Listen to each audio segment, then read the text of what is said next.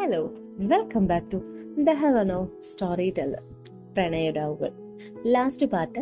Event management work കഴിഞ്ഞ് തന്റെ പ്രിയപ്പെട്ട കൂട്ടുകാരിയായ അമൃതയുടെ വീട്ടിൽ വിശ്രമിക്കുകയാണ് ഇഷാനി. നമ്മുടെ നായികയാണ് ഇഷാനി.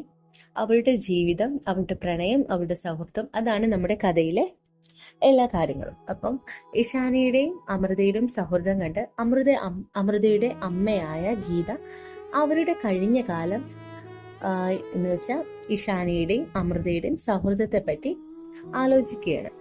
ആ ഒരു ബോണ്ടിനെ പറ്റി പറയുകയാണ്. ഓക്കെ, തുടർന്നാലോ. City hospital. കാർ തുറന്ന് വെളിയിലേക്ക് ഇറങ്ങുമ്പോൾ ദേഹം തളരുന്ന പോലെ തോന്നി ഗീതയ്ക്ക്. പെട്ടെന്ന് ശിവരാമൻ അവരെ ചേർത്ത് പിടിച്ചു. എന്നിട്ട് അദ്ദേഹം ഫോൺ എടുത്ത് ആരെയോ വിളിക്കുന്നുണ്ടായിരുന്നു. ഞങ്ങൾ ഇവിടെ എത്തി. ഫോൺ വെച്ച് ഞങ്ങൾ മുന്നോട്ട് നടന്നു.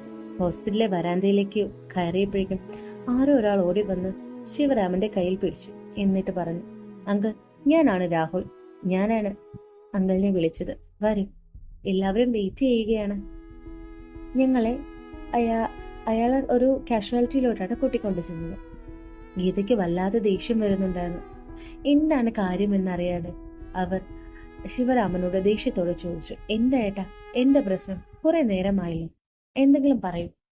ഏയ് ഗീത, പേടിക്കാതെ, നമ്മുടെ മോൾക്കൊരു ചെറിയ ആക്സിഡന്റ്. നമ്മുടെ മോൾക്ക് എന്താ? ഗീതയ്ക്ക് പറയാൻ വാക്കുകൾ ഉണ്ടായിരുന്നില്ല. വിറയലോടെ അവർ അദ്ദേഹത്തോട് ചേർന്ന് നിന്നു. ഇനി താൻ പേടിക്കണ്ടോ, ഇപ്പോൾ ഒബ്സർവേഷനില്ല. അവൾക്ക് കുഴപ്പമൊന്നുമില്ല. അതെ അമ്മ, അവൾക്ക് കുഴപ്പമൊന്നുമില്ല. അമൃതയുടെ ആക്റ്റീവ ചെറുതായി ഒന്ന് തട്ടി. പറയാൻ മാത്രം ഒരു പ്രശ്നവുമില്ല. അവളിപ്പോൾ ഓക്കെയാണ്. രാഹുലിന്റെ മറുപടി കേട്ട് ഗീത ശിവരാമനെയും അവനെയും സൂക്ഷിച്ചു നോക്കി. എന്നിട്ട് പറഞ്ഞു, എനിക്കെന്റെ മോളെ ഒന്ന് കാണണം. അതിനെന്താ, അപ്പൊ കാണാലോ. രാഹുൽ എന്നെയും അദ്ദേഹത്തെയും അവർക്കരികിലേക്ക് കൊണ്ടുപോയി.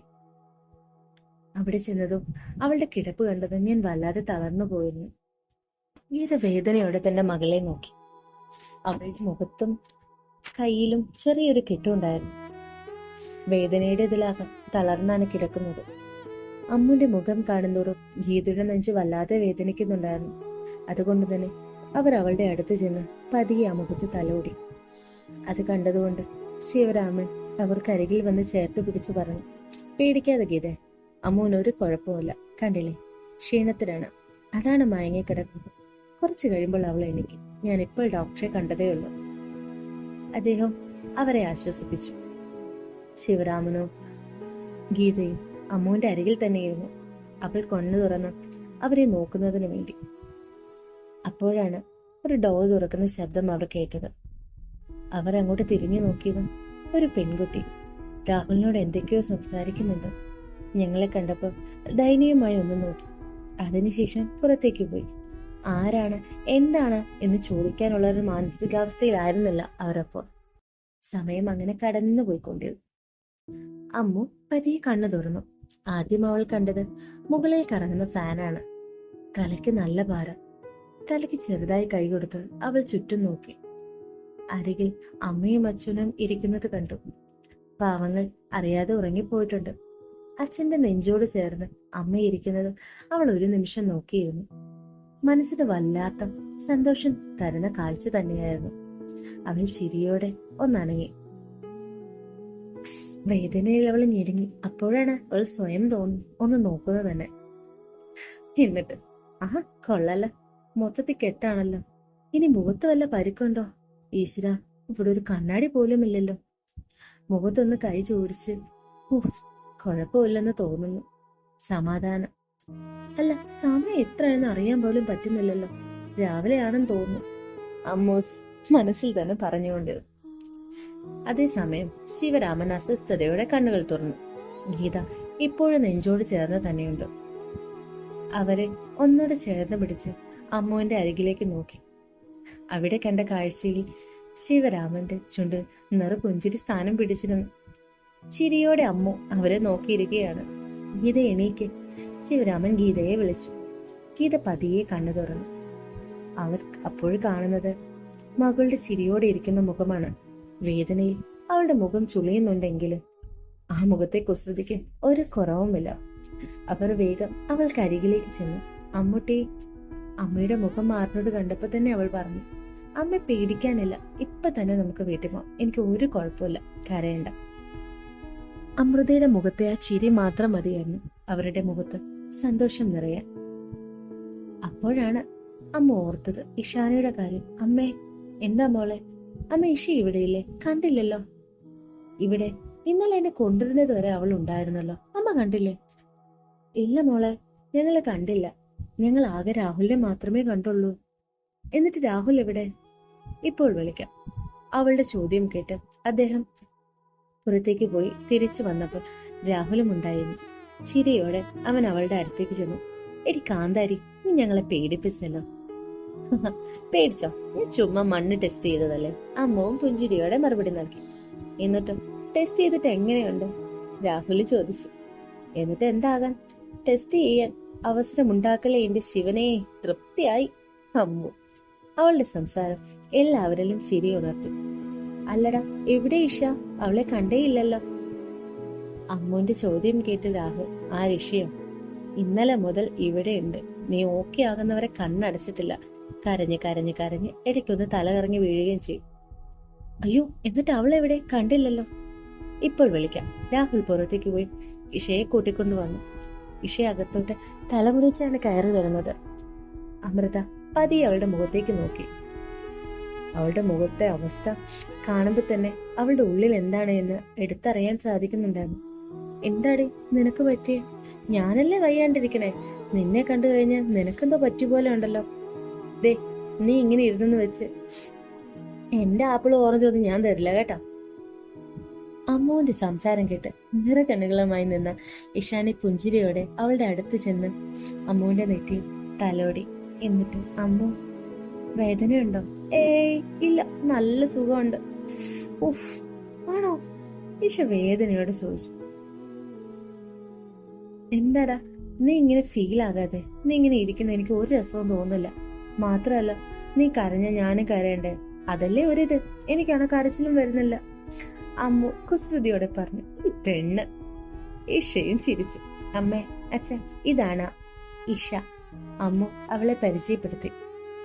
ശിവരാമൻ പെട്ടെന്ന് പറഞ്ഞു. ഞങ്ങൾ മോളെ കണ്ടിരുന്നു, പക്ഷെ മിണ്ടാൻ പറ്റുന്ന അവസ്ഥയിലായിരുന്നില്ല. ഞാനും കണ്ടിരുന്നു. എങ്ങനെയാ അപ്പോഴും മിണ്ടേണ്ടതെന്ന് എനിക്ക് അറിയില്ലായിരുന്നു. ഇഷയും അദ്ദേഹത്തിന് മറുപടി നൽകി. ഗീത അപ്പോഴും ഇഷയെ നോക്കിക്കൊണ്ടിരിക്കുകയായിരുന്നു. തന്റെ മകളുടെ അവസ്ഥയിൽ ഇത്രയും വേദനിച്ച ഇഷയെ അമ്മ പറഞ്ഞ് അതിന്റെ ആഴം അറിയുമെങ്കിലും നേരിട്ടിപ്പോഴാ കാണുന്നത്. അമ്മ, ഇഷാനി ഗീതയുടെ അടുത്തേക്ക് ചെന്നു. എന്താ മോളെ? ഗീത അവളെ ചേർത്ത് പിടിച്ചു. മോളെ, അമ്മ പറഞ്ഞ് എനിക്ക് മോളെ അറിയാം. മോളെ കാണണമെന്ന് ഒരുപാട് ആഗ്രഹമുണ്ടായി, പക്ഷെ ഇപ്പോഴാ കാണാൻ പറ്റിയ. ഗീതയുടെ വാക്കുകളിൽ ചിരിയോടെ ഇഷാനി അപ്പോൾ ശിവരാമനെ നോക്കി. അദ്ദേഹവും അതേ വാത്സല്യത്തോടെ അവളെ നോക്കുന്നുണ്ടായിരുന്നു. അദ്ദേഹവും ചിരിയോടെ ഇഷാനിയെ നോക്കി. അതെ, എല്ലാവരുടെ കെട്ടുപിടുത്തവും സ്നേഹം കഴിഞ്ഞെങ്കിൽ ഈ പാവം എന്നെ നോക്കാവോ? അമ്മുവിന്റെ പരിഭവം നിറഞ്ഞ സംസാരം കേട്ട് എല്ലാവരും ചിരിയോടെ അവളെ നോക്കി നിന്നു. അപ്പോഴാണ് ഡോക്ടർ ഡോർ തുറന്ന് അടുത്തേക്ക് വന്നത്. ആ ഡോക്ടർ. ശിവരാമൻ അദ്ദേഹത്തിന്റെ അടുത്തേക്ക് ചെന്നു. ആഹാ, എല്ലാവരും ഉഷാറായല്ലോ. അമ്മു ഡോക്ടറുടെ വാക്കുകൾ കേട്ട് ചിരിയോടെ ഇരുന്നു. ഡോക്ടർ, മോൾക്ക് എങ്ങനെയുണ്ട്? She is perfectly all right. മുറിവ് കഴിയുന്നവരെ റെസ്റ്റ് എടുക്കണം. മെഡിസിൻ കറക്റ്റ് ടൈമിൽ എടുക്കണം, അത്രേ ഉള്ളൂ. ഇന്ന് ഡിസ്ചാർജ് ആണപ്പോൾ നല്ലതുപോലെ റെസ്റ്റ് എടുത്താൽ മതി. She will be fine. ശിവരാമന്റെ ചോദ്യത്തിന് ഡോക്ടർ മറുപടി നൽകി. ഹോസ്പിറ്റലിൽ നിന്ന് ഡിസ്ചാർജായി അമ്മ വീട്ടിലേക്ക് കൊണ്ടുവന്നു. ഇഷാനെ എത്ര നിർബന്ധിച്ചിട്ടും അവൾ വീട്ടിലേക്ക് വരാൻ തയ്യാറായില്ല. അവസാനം അവൾ അമ്മുവിന്റെ പിടിവാശിയിൽ അവരുടെ വീട്ടിലേക്ക് തന്നെ ചെന്നു. ആ കുറച്ച് ദിനങ്ങളാണ് തന്റെ മകൾക്ക് ഒരു സഹോദരി ഇല്ലാത്തതിന്റെ സങ്കടം അവൾ എങ്ങനെ ഇല്ലാതാക്കുന്നു എന്ന് മനസ്സിലാക്കിയത്. ഒരു കൂട്ടുകാരി എന്നതിലുപരി ഇഷാനി അമ്മുവിനെ നോക്കിയത് സഹോദരിയെ പോലെയായിരുന്നു. ഇഷാനിയുടെ അരികിൽ അവരുടെ സന്തോഷവും ഞങ്ങളെയും കൂടി ഇഷാനിയിലേക്ക് അടുപ്പിക്കുകയായിരുന്നു. അതിൽ കൂടുതൽ അടുത്തത് ശിവരാമനും ഇഷാനിയുമായിരുന്നു. എല്ലാം ആലോചിച്ചുകൊണ്ട് ഗീത തന്റെ ഓർമ്മകൾക്ക് കടിഞ്ഞാണിട്ട് നിർത്തി. അമ്മ വിശക്കുന്നു. അമ്മവും ഈ കാന്താരി തുടങ്ങി. അവർ ചിരിയോടെ ചെന്ന് ഭക്ഷണം വിളമ്പി. ഒരുപാട് സമയമായിരുന്നു. ഇഷയും അമ്മും ഉറക്കമായതിനാൽ ഉച്ചയ്ക്കത്തെ ഭക്ഷണം ഞാനും അദ്ദേഹവും നേരത്തെ കഴിച്ചിരുന്നു. നല്ല മീൻകറി, മെഴുക്ക് പുരട്ടി, മോരുകറി, പപ്പടം. അതെല്ലാം അവർ കഴിക്കുന്നത് സന്തോഷത്തോടെ നോക്കി ഗീതയിരുന്നു. അപ്പോഴേക്കും ഇഷാനിയുടെ ഫോൺ റിങ് ചെയ്തു.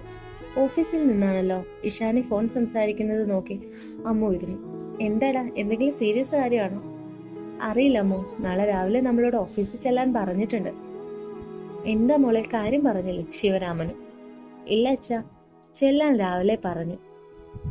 മകൾ നാളെ പോകും, അപ്പോൾ അറിയാല കാര്യങ്ങളും. അദ്ദേഹത്തിന്റെ വാക്കുകൾ എല്ലാവരും ശരിവെച്ചു. സമയം കടന്നുപോയിക്കൊണ്ടിരുന്നു. അവർ നാലുപേരും അവരുടേതായ ലോകത്ത് സന്തോഷമായിരുന്നു. പിറ്റേ ദിവസം ഓഫീസ് മീറ്റിംഗ് നടക്കുകയാണ്. ഡാസ്ലർ ഓഫീസിലാണ് എല്ലാവരും. അതിന്റെ managing director, manager, design head, designing team, അങ്ങനെ എല്ലാവരും ഉണ്ട്. കൂടെ ഇഷാനി, പിന്നെ അമ്മു. സംഭവം വേറെ ഒന്നുമല്ല, ലാസ്റ്റ് അവർ ചെയ്ത മാരേജ് ഫംഗ്ഷൻ അവർ പ്രതീക്ഷിച്ചതിനേക്കാൾ നല്ല റിസൾട്ട് കിട്ടും. ഒരുപാട് കോൾസ്, വർക്കുകൾ, അങ്ങനെ എല്ലാരും കൂടെ കൺഗ്രാറ്റുലേറ്റ് ചെയ്യാനൊരു ചെറിയ treat. Ishani and Amrita, you both are done great job, well done. Managing director അദ്ദേഹത്തിന്റെ സന്തോഷം അവരോട് പ്രകടിപ്പിച്ചു. അവരും ചിരിയോടെ നോക്കി നിന്നു. അദ്ദേഹം തുടർന്നു, നമുക്ക് നല്ലൊരു റിസൾട്ടാണ് കിട്ടിയത്. വർക്കുകൾ ഇപ്പോൾ തന്നെ സോഷ്യൽ മീഡിയയിൽ വൈറലായിട്ടുണ്ട്. എല്ലാ കമന്റ്സുകൾ പോലും നമ്മുടെ ഡിസൈനെ കുറിച്ചാണ്. സോ നമുക്ക് പുതിയൊരു വർക്ക് വന്നിട്ടുണ്ട്. ഈ വർക്ക് നമുക്ക് കിട്ടിയത് തന്നെ ഒരു ലക്കാണ്. ഇവന്റ് മാനേജ്മെന്റ് ഫീൽഡിൽ നമ്മളെക്കാൾ ബെസ്റ്റ് ആയിട്ടുള്ളതും വർഷങ്ങൾ എക്സ്പീരിയൻസ് ആയിട്ടുള്ള കമ്പനീസും ഉള്ളപ്പോൾ ഈ ഓഫർ നമ്മൾക്ക് തന്നെ കിട്ടിയത് വലിയ അംഗീകാരം തന്നെയാണ്. എല്ലാവരും MD-യുടെ വാക്കുകൾ കേട്ടുകൊണ്ടിരുന്നു. കേരളത്തിൽ തന്നെ ബെസ്റ്റ് ബിസിനസ് ആയ മാധവ് ഗ്രൂപ്പ് ഓണർ ആയുഷ് മാധവാണ് നമുക്ക് ഈ വർക്ക് ഏൽപ്പിച്ചിരിക്കുന്നത്. ആയുഷിന്റെ സഹോദരിയുടെ വിവാഹം. വാവ്, റിയലി? എല്ലാവരും വിശ്വസിക്കാൻ പറ്റാത്തതുപോലെ ചോദിച്ചു. യെസ്, നെക്സ്റ്റ് വീക്ക് നിങ്ങളുടെ സെയിം ടീം കേരളത്തിലേക്ക് മൂവ് ചെയ്യണം. ഓക്കെ. MD-യുടെ വാക്കുകൾ എല്ലാവരും കൈയടിച്ച് സമ്മതത്തോടെ തന്റെ സന്തോഷം അറിയിച്ചു. എന്നാൽ ആ സന്തോഷങ്ങളൊന്നും എൻജോയ് ചെയ്യാൻ കഴിയാതെ ഒരാൾ മാത്രം അവിടെ ഉണ്ടായിരുന്നു. താൻ കേട്ടത് വിശ്വസിക്കാൻ കഴിയാതെ അവൾ നിന്നു. ആയുഷ് മാധവ്. അവളുടെ ചെവിയിൽ ആ പേര് മുഴങ്ങി കേട്ടുകൊണ്ടിരുന്നു. ഏയ് miss Ishani, are you okay? Isha, എന്തു പറ്റി? അമ്മ അവളുടെ അടുത്തേക്ക് ചെന്നു. കണ്ണിൽ ഇരുട്ട് കയറുന്നതിന് മുമ്പ് അവൾ അമ്മ തന്റെ അരികിൽ വന്നത് കണ്ടു. കാലുകളെ ബലം കുറഞ്ഞ് അവൾ അമ്മുവിന്റെ കൈകളിലേക്ക് വീണു. എന്തായിരിക്കും ഇഷാനിക്ക് പറ്റിയത്? ആയുഷ് മാധവും ഇഷാനിയും തമ്മിലുള്ള ബന്ധം എന്താണ്? ആരെയും കാണാതെ ഇഷാനി തന്റെ കുടുംബത്തെ പോലും ഒന്നും അറിയിക്കാതെ ഈ ഒളിവിൽ താമസിക്കുന്നത് പോലെ നിൽക്കുന്നതിന് കാരണം എന്തായിരിക്കും? കാത്തിരുന്നാലോ അടുത്ത ഭാഗത്തിനായി.